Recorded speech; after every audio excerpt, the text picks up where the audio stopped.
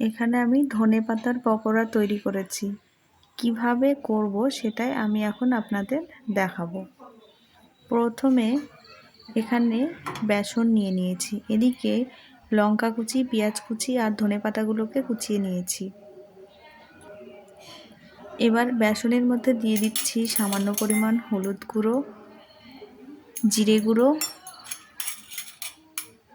লঙ্কা গুঁড়ো ও স্বাদ মতো নুন দিয়ে এর মধ্যে আমি পেঁয়াজ, লঙ্কা, ধনেপাতাগুলো দিয়ে প্রথমে শুকনো অবস্থাতেই কিছুক্ষণ মেখে নেব।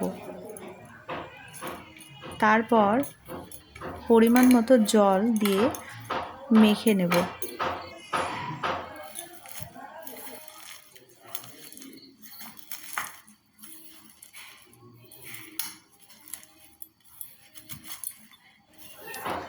এই দেখো আমি শুকনো অবস্থাতে মেখে নিয়েছি, এরকম এসেছে। এবার পরিমাণ মতো যতটা পরিমাণ জল লাগবে সেটা দিয়ে আমি মেখে নিচ্ছি। আমার মাখার পরে এরকম অবস্থায় এসেছে।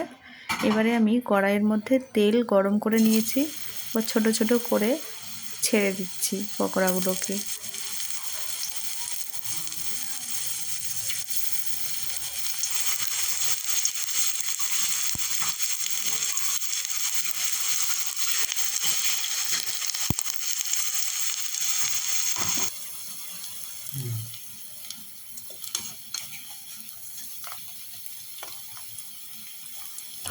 আমার এক পাশটা ভাজা হয়ে গেছে, দেখো লাল লাল করে ভেজে নিয়েছি। এবার উল্টো পাশটা এরকম লাল লাল করে ভাজা হয়ে গেলেই ধনেপাতার পকোড়া রেডি হয়ে যাবে।